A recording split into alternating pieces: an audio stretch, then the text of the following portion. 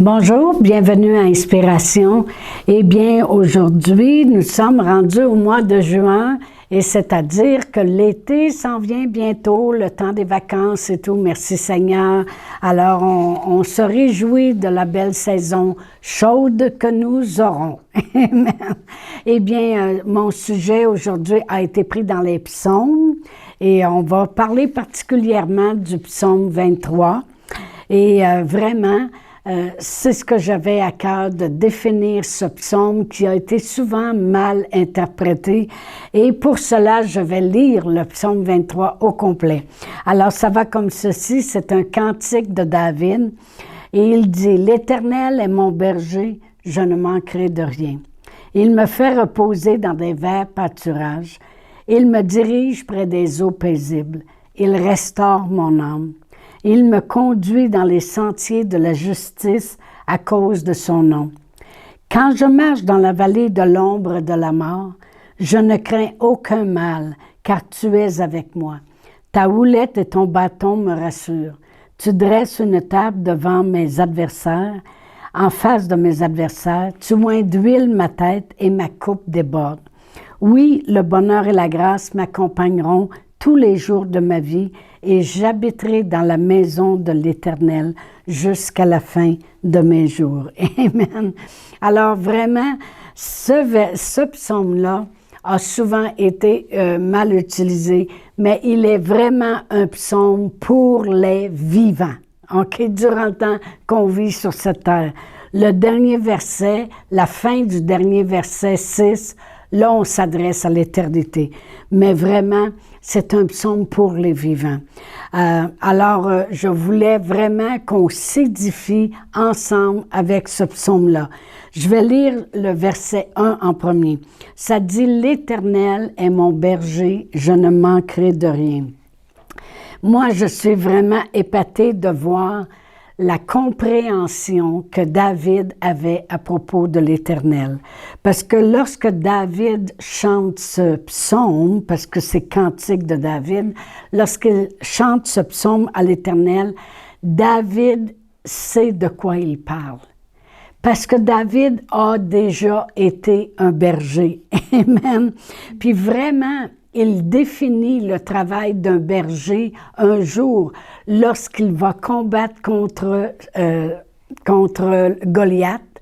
Et il définit vraiment son travail de berger lorsqu'il parle au roi Saül et qu'il le réassure de qu'est-ce qui va se passer avec Goliath. Et dans 1 Samuel 17, versets 34 à 35, ça dit, « David dit à Saül, « Ton serviteur faisait paître les brebis de son maître. » Alors, on sait qu'il était berger. « Et quand un lion ou un ours venait pour enlever une du troupeau, je courais après lui, je le frappais et j'arrachais les brebis de sa gueule.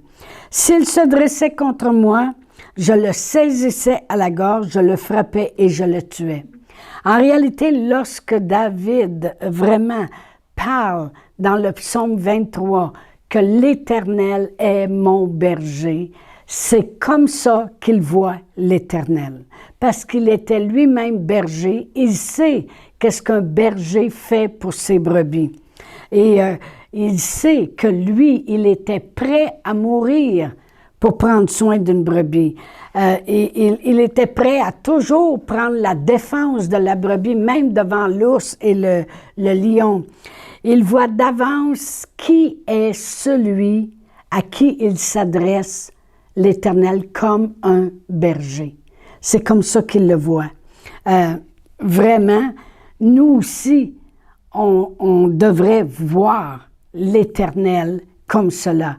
Parce que Jésus a dit lui-même dans Jean 10, verset 11, « Je suis le bon berger donne sa vie pour ses brebis. » Voyez-vous, David avait une compréhension du berger qui était prêt à défendre la vie de sa brebis et prêt à risquer sa vie pour une brebis.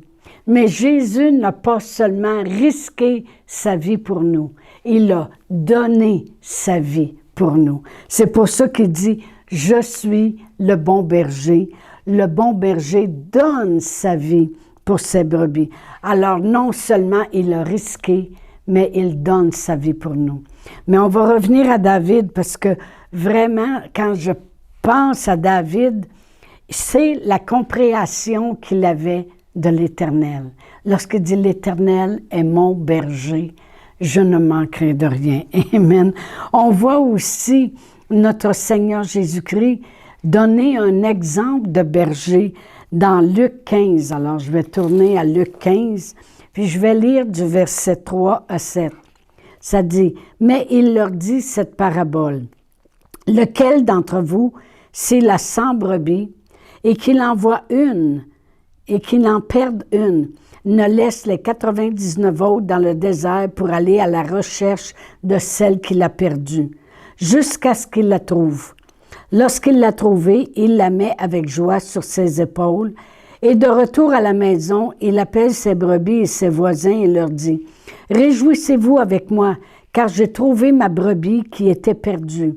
De même, je vous le dis, il y aura plus de joie dans le ciel pour un seul pécheur qui se repent que 99 autres justes qui n'ont pas besoin de repentance. » Alors vraiment, on voit dans cet exemple-là ici, Jésus qui donne l'exemple du berger, mais qu'est-ce que le berger est prêt à faire encore pour ses brebis?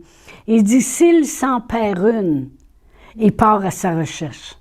Il veut l'avoir avec lui. C'est un bon berger. Puis, n'oubliez pas que Jésus s'est identifié lui-même comme le bon berger. Alors, il sait de quoi il parle. Amen. Il dit, il part à sa recherche. Puis, quand il la trouve, il dit pas, toi là, tu m'as fait perdre mon temps. Envoie, avance, puis retourne dans le troupeau là-bas. Toutes les autres sont restées toutes seules pendant que je courais après toi. Non. Il prend la brebis. Il sait qu'elle est perdue. Elle est probablement pleine à cause de la laine sur son dos, pleine de feuilles, de branches. Elle est probablement blessée même parce qu'elle était perdue. Il la prend, puis il la soulève, puis il la met sur ses épaules. Un endroit de sécurité, un endroit où elle peut voir de loin. Il dit qu'il la prend sur ses épaules, puis il la ramène, puis il a de la joie. Il ne le fait pas avec la colère. Dieu nous aime. Amen. Et lorsque il parle ici, Jésus, du berger, il dit, il la prend, puis il la ramène avec joie, il la met sur ses épaules. Elle se sent en sécurité, elle se sent protégée, elle est bien, puis pour une fois, elle était perdue, mais là, elle peut voir de loin, puis il sait qu'il la ramène avec le troupeau. Et puis, il dit que tout le monde se réjouit à la voir arriver. Amen. Alors, c'est la même chose pour nous. Lorsque on va à notre berger, qu'on demeure, le monde dans les cieux se réjouissent pour nous. Ça dit qu'il y a plus de joie dans les cieux pour un pécheur qui se repent que 99 justes qui pensent qu'ils n'ont pas besoin de repentance. Amen. Alors, lorsque David dit ce psaume, « L'Éternel est mon berger, je ne manquerai de rien », il a vraiment une vue du berger qui prend soin. Amen.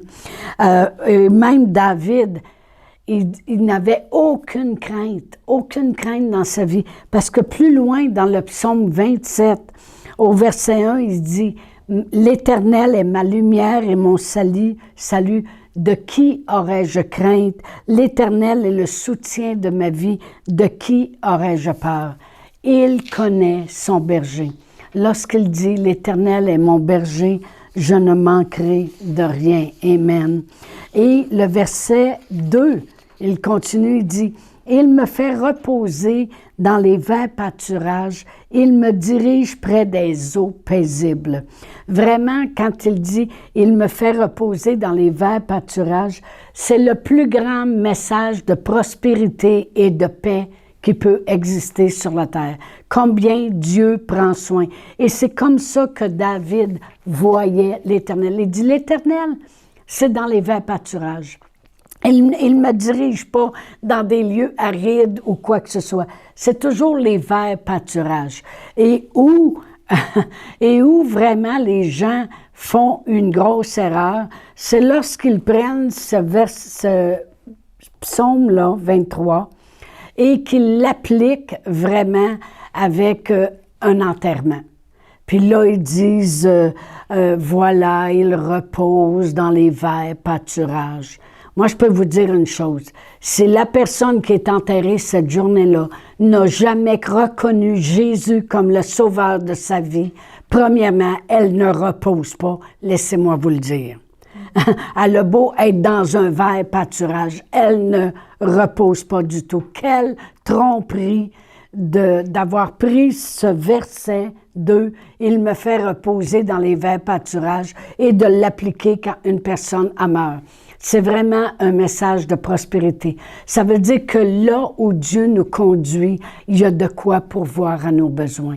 Et conduit les brebis là où ils peuvent brouter de l'herbe, là où ils ont le meilleur. Le pâturage, il est vert, il est mûr, il est bon à manger, il est nourrissant. C'est pas un endroit de malheur. Amen. Ce verset, vraiment, est pour nous montrer à quel point Dieu veut le meilleur pour nous. Amen. Pendant qu'on est vivant. Et non pas à notre mort. Amen. Il ne nous dirige pas dans le trouble, dans les endroits pierreux, dans les endroits arides. Parce que des fois, les gens vont dire, « Ah, Dieu, il m'a fait passer au travers une grosse épreuve parce qu'il voulait me diriger dans sa parole pour que je comprenne. » Non, vous parlez faussement à ce moment-là de la parole de Dieu. Parce que David, lui, avait une bonne révélation du berger. Il dit, l'Éternel, c'est un berger. Il me fait reposer dans des verts pâturages. Amen. Dans des endroits d'abondance. C'est là qu'il me dirige. Il nous dirige là où on est bien, là où on est nourri, là où on est pris soin, là où c'est bon. Des verts pâturages où il peut voir de loin aussi s'il y a un ours justement ou un lion qui s'en vient. Ou là où il peut vraiment avoir une sécurité pour nous. Amen. Dans Jean 10:10, Jésus qu'on a lu tantôt qui a dit « Je suis le bon berger », mais dans Jean 10:10, il dit « Je suis venu pour que les brebis aient la vie et qu'elle l'ait en abondance. » Et après ça, c'est là qu'il dit « Je suis le bon berger », puis le bon berger donne sa vie pour ses brebis. David avait vraiment vu toute sa vie combien Dieu prenait soin de lui au combat. Et il ressortait vainqueur. Comment Dieu le préservait, comment Dieu prenait soin, comment Dieu lui donnait de l'abondance. Et lorsqu'il est arrivé à la fin de ses jours, dans 1 Corinthiens, 1 Chronique 29-28, ça dit « Il mourut dans une heureuse vieillesse, rassasié de jours, de richesse et de gloire. » Et Salomon, son fils, régna à sa place. Alors, on voit que David, lorsqu'il dit « L'Éternel est mon berger, je ne manquerai de rien. Il me fait reposer dans des verts pâturages. » Amen. Alors, c'est vraiment l'abondance. Et c'est exactement ce qui est arrivé dans sa vie. Il a vu l'abondance de son berger. Amen. À la fin du verset, il dit « Il me dirige près des eaux paisibles. Mon berger me donne la paix. Il me dirige toujours vers la paix. » C'est pas lui qui va me diriger au travers d'une tempête ou d'une épreuve. C'est pas la paix. Il me dirige toujours près des eaux paisibles. Amen. Alors, ça veut dire qu'il me dirige toujours dans une paix, un climat de paix. Vous savez, la parole de Dieu nous dit de prier pour nos autorités dans 1 Timothée 2, afin qu'on vive en paix. Vous lirez les versets, de prier pour nos autorités en premier, afin qu'on mène une vie paisible. Dieu nous dirige dans la paix. Dans Ésaïe 55:12, ça dit « Oui, vous sortirez avec joie et vous serez conduits en paix. » Amen. C'est la façon que le Saint-Esprit nous conduit toujours, parce que le Saint-Esprit travaille avec tout ce que notre Seigneur Jésus-Christ a accompli. Puis notre Seigneur Jésus-Christ a accompli tout ce que Dieu voulait qu'il accomplisse. Il a fait la volonté de Dieu à 100%. Alors le Saint-Esprit, Jésus et le Père éternel travaillent ensemble et ils nous conduisent en paix. Et pour cela, notre berger a payé le prix. Amen. Dans Ésaïe 53, ça parle de la mort de notre Seigneur Jésus-Christ. Comment il a souffert les meurtrissures duquel nous avons été guéris. Comment il a été brisé par nos iniquités. Et le châtiment qui est tombé sur lui nous donne la paix. Ça dit le châtiment qui nous donne la paix est tombé sur lui. Autrement dit, le gros jugement que nous, on aurait dû avoir, il est tombé sur lui pour que nous, on puisse vivre en paix. L'Éternel, c'est mon berger, puis il me conduit dans la paix. Comment il a fait ça? Parce que notre Seigneur Jésus-Christ, il a payé le prix qui nous donne la paix. Amen. Jésus a dit lui-même dans Jean 14, 27. Dans Jean 14, il nous parle vraiment, et Jean 15, que si on reste attaché à la parole de Dieu, on peut demander ce qu'on veut. Dans Jean 14, 27, il dit, « Je vous laisse la paix. Je vous donne ma paix. Je ne donne pas comme le monde donne. Que votre cœur ne se trouble point et ne s'alarme point. » Alors vraiment, lorsqu'on lit « L'Éternel, c'est mon berger », David avait une compréhension du berger et ayant été lui-même berger, amen, il dit, à cause de cela, là, je ne manquerai de rien. Léo qui va me conduire, c'est dans la prospérité et près des eaux paisibles, sa paix. Vraiment, on pourrait lire le verset 1 et 2 comme ceci. L'Éternel est mon berger, il pourvoit à tous mes besoins selon sa richesse avec gloire. Il a tout fait pour moi, même a été prêt à mourir pour moi et à tout faire pour me diriger dans l'abondance, afin que je puisse vivre paisiblement.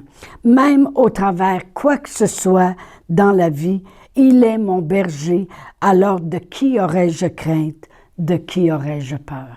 Amen. L'Éternel, c'est mon berger. Alors je vous dis à mercredi prochain. Au revoir. Chantal Paulus est avec vous tous les jours du lundi au vendredi sur Facebook et YouTube. Vous pouvez écrire à Chantal en privé sur Messenger. Si vous avez manqué une capsule, retrouvez-la sur la section vidéo de Facebook ou sur YouTube si vous désirez faire un don par Interac. Voici l'adresse courriel capsule.inspiration au pluriel @gmail.com. Le mot de passe est inspiration au pluriel. Vous pouvez aussi faire un don par www.eslr.org/dons.